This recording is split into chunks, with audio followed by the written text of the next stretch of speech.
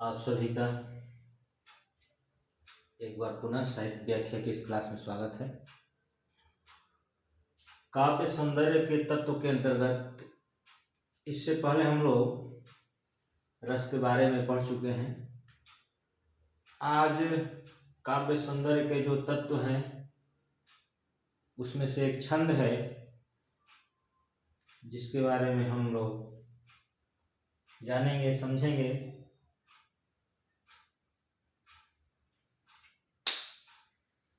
रस जिस प्रकार से हमारे प्राचीन भाषा जो संस्कृत है उसके ग्रंथों में, नाट्य शास्त्रों में रस का उल्लेख मिलता है, उसी तरह छंद का उल्लेख सर्वप्रथम छंद शास्त्र में मिलता है, जिसके आचार्य पिंगल हैं और इनका समय आज से लगभग 700 ईस्वी पूर्व है।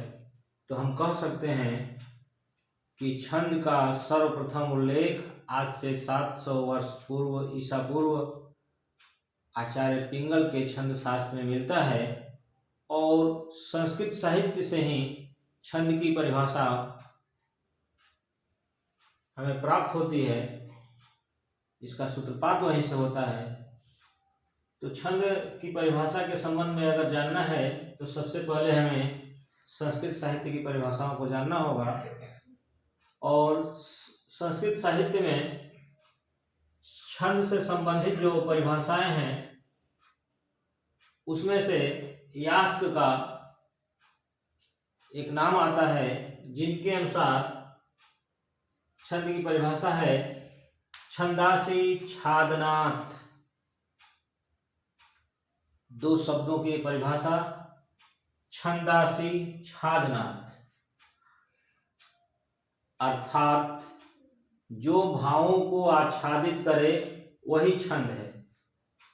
भाव अर्थात रस, और रस को जो और आच्छादित कर दे, सुंदर बना दे, वही छंद है। इसी प्रकार से जो दूसरी परिभाषा मिलती है वो कात्यायन के अनुसार है।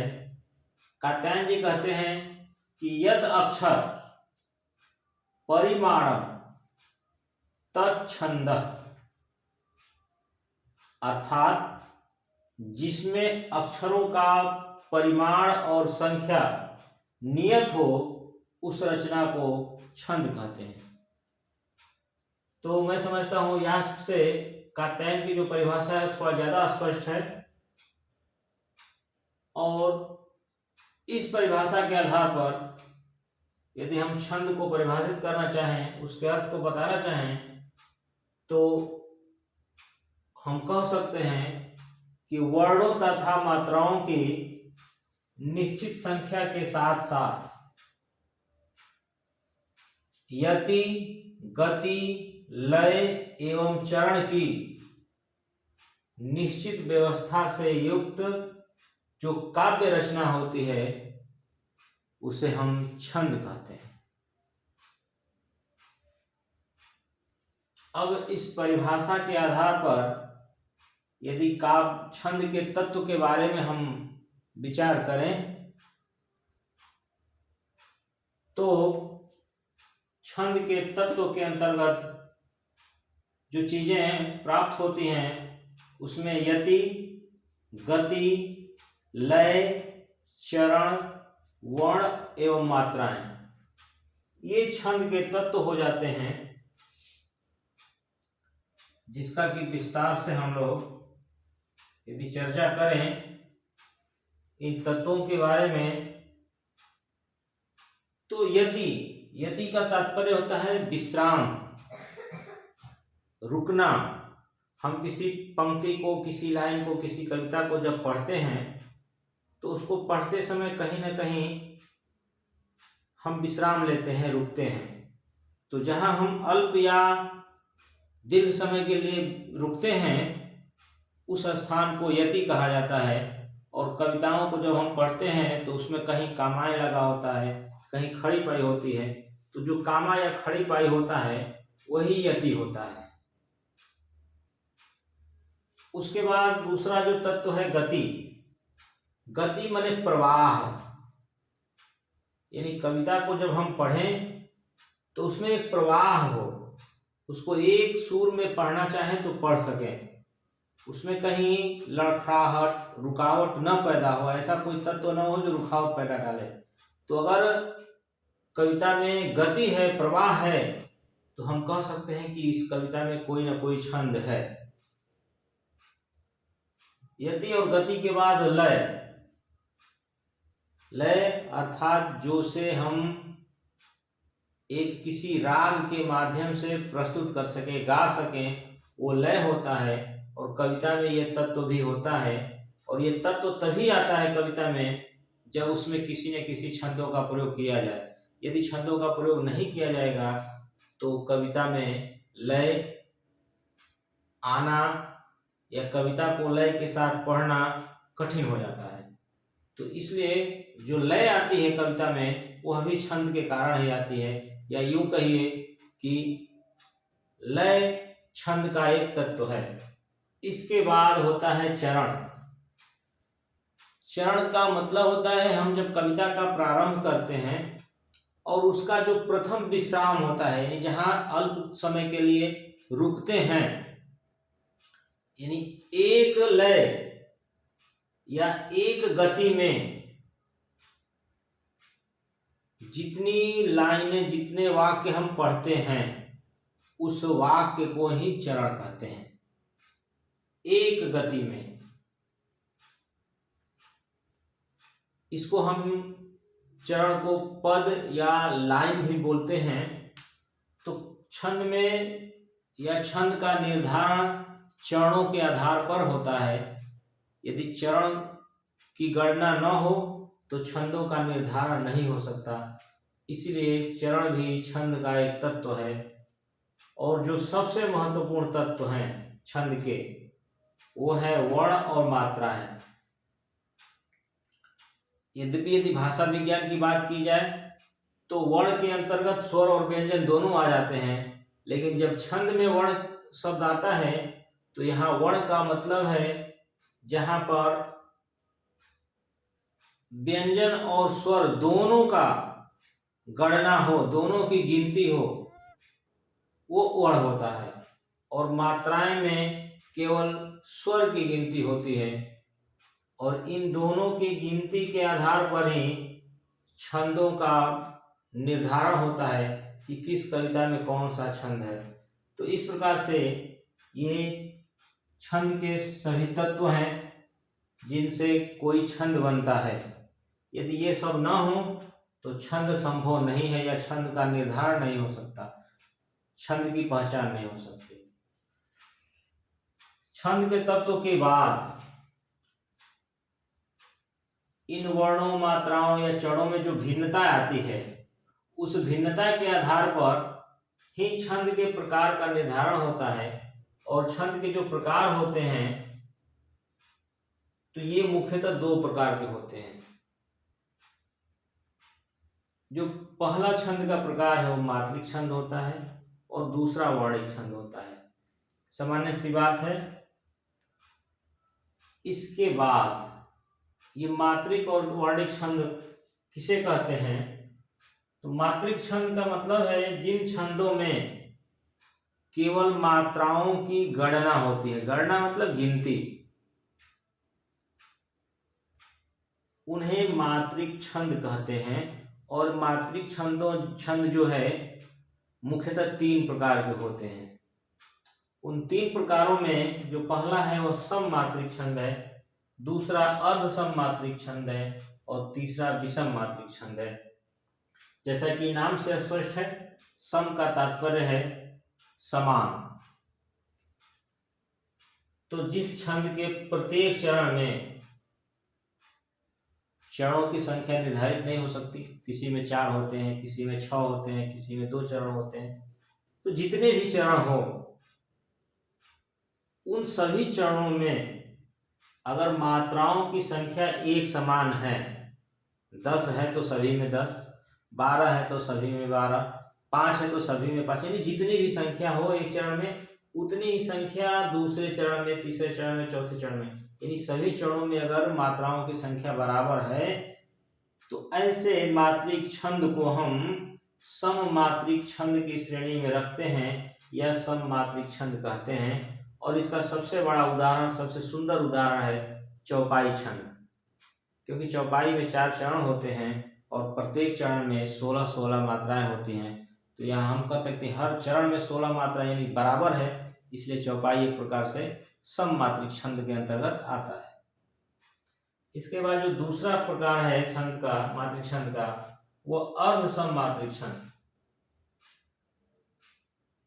अर्ध छंद मतलब जिस छंद के संपूर्ण चरणों में से, संपूर्ण चरणों में से का मतलब 4 चरण हो सकता है पूरा, 6 चरण हो सकता है पूरा, 2 चरण हो सकता है पूरा, यानी संपूर्ण जितने चरण हो उनमें से आधे चरणों में एक समान मात्रा हो और आधे में एक समान मात्राएं हो। तो जहां चरणों में एक समान मात्राओं की संख्या होती है उसे अर्ध सममात्रिक छंद कहते हैं। इसका उदाहरण है दोहा। दोहा में भी 4 चरण होते हैं और 4 में दो चरण होते हैं, उसमें मात्राओं की संख्या 11-11 होती है, और जो अन्य 2 चरण होते हैं उसमें मात्राओं की संख्या 13-13 होती है। तो इस प्रकार से हम देखते हैं कि आधे चरण में 11-11 मात्राएं और आधे में 13-13 मात्राएं होती हैं, इसलिए यह दोहा जो है सबसे सुंदर उदाहरण है अर्ध सममात्रिक छंद का। इसके बाद विषम मात्रिक छंद। विषम का मतलब होता है जिसमें बराबर न हो। तो जिस छंद के प्रत्येक चरण में, यानी अगर 4 चरण है तो 6 चरण है तो 8 चरण है, तो इन जितने भी चरण है उन चरणों को अगर आधा आधा बांट भी दें तो आधे में मात्राओं की जो संख्या होगी उतनी संख्या दूसरे आधे चरणों में नहीं होगी, यानी उनमें कुछ न कुछ अंतर होगा। प्रत्येक चरण की मात्राओं की संख्या में जब अंतर होगा, इसलिए यहाँ की जिस छंद के प्रत्येक चरण में मात्राओं की संख्या असमान हो उसे विषम मात्रिक छंद कहते हैं। और इस विषम मात्रिक छंद का जो उदाहरण है वह है कुंडलियां छंद। कुंडलियां छंद में 6 चरण होते हैं। उन 6 चरणों में 2 चरणों में मात्राओं की संख्या 1 बराबर होती है, 2 चरणों में उससे भिन्न होती है और अगले 2 चरणों में उससे भी भिन्न होती है। तो इसलिए इसके सभी चरणों में मात्राएं 1 बराबर नहीं होती, इसीलिए इस छंद को विषम मात्रिक छंद कहते हैं। तो ये छंद के जो प्रारंभिक परिचय या मूल स्वभाव का परिचय था वो था। इसके बाद अगले कक्षा में हम लोग वर्णिक छंद के बारे में पढ़ेंगे, उसके भेद के बारे में जानेंगे और वर्णिक छंद में वर्णों का निर्धारण, वर्णों की गणना कैसे होती है, इसके बारे में जानेंगे। आज मात्रिक छंद के अंतर्गत मात्राओं की जो गिनती होती है उस पर थोड़ी सी चर्चा कर लेते हैं। तो मात्रिक छंद के अंतर्गत जो मात्राओं की गणना होती है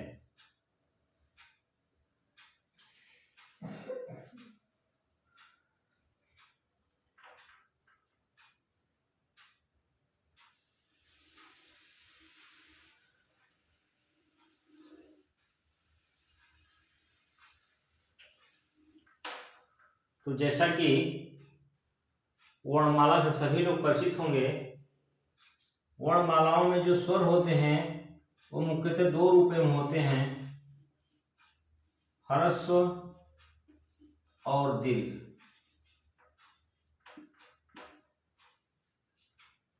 ये 2 मात्राएं हैं। ह्रस्व और दीर्घ मात्राओं में जो ह्रस्व स्वर होता है उसके उच्चारण में हमारे मुख से जो प्राणवायु है यानी ध्वनि है वो बहुत अल्प मात्रा में निकलती है। जैसे अ, तो ये जो अ हो गया ये ह्रस्व स्वर है। इसी तरह ई ह्रस्व स्वर है। उ ये ह्रस्व स्वर है। और री ये 4 ह्रस्व स्वर आता है। और कविता की जिस पंक्ति में जिस लाइन में ये स्वर होंगे उन्हें हम लघु स्वर कहेंगे।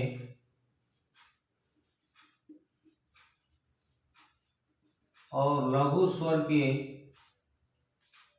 जो चिन्ह है जो कविता के लाइनों मात्राओं को गिनते समय प्रयोग किया जाता है वह एक खड़ी पाई जैसा होता है ऐसे, और इसको एक गिना जाता है। इसके बाद इन चारों स्वरों के अतिरिक्त और जितने भी स्वर हैं वो सब दीर्घ स्वर के अंतर्गत आते हैं और उनके उच्चारण में मुख की ध्वनि की जो मात्रा है या जो प्राणवायु की मात्रा है थोड़ी ज्यादा होती है, इसीलिए उन्हें दीर्घ कहते हैं। जैसे आ, और आ में बोलने में उच्चारण में समय का थोड़ा अंतर हो जा रहा है। अ में कम समय लग रहा है और आ में ज्यादा समय। इसी तरह अन्य जो स्वर हैं उसमें भी होता है और इसीलिए इन्हें हम दीर्घ कहते हैं। और इसके अंतर्गत जो स्वर आते हैं वो हैं आ, ई, उ, ए, ऐ, ओ, औ। ये जो स्वर हैं दीर्घ के अंतर्गत आते हैं और कविता में जहाँ भी इनका प्रयोग होगा तो उनको हम दीर्घ स्वर के अंतर्गत गिनेंगे। और इसका जो प्रतीक होता है, इसका जो चिन्ह होता है वह कुछ यश जैसा होता है और ये इस प्रतीक को हम 2 मान लेते हैं। इसको 1 मानते हैं और इस प्रतीक को 2 मानते हैं। इस प्रकार से मात्राओं की गणना की जाती है और गणना करने के बाद छंदों का निर्धारण होता है। इस चीज को हम अगले वीडियो में उदाहरण के द्वारा और अच्छे से समझेंगे। आज के लिए बस इतना ही। हम उम्मीद करते हैं कि आप लोग जब अगला वीडियो देखने बैठेंगे तो उससे पहले ये छंद की जो परिभाषा है, छंद के जो तत्व हैं, छंद के प्रकार हैं, इसे कंठस्थ कर चुके होंगे, याद कर चुके होंगे। इसी के साथ आज की कक्षा समाप्त होती है। धन्यवाद।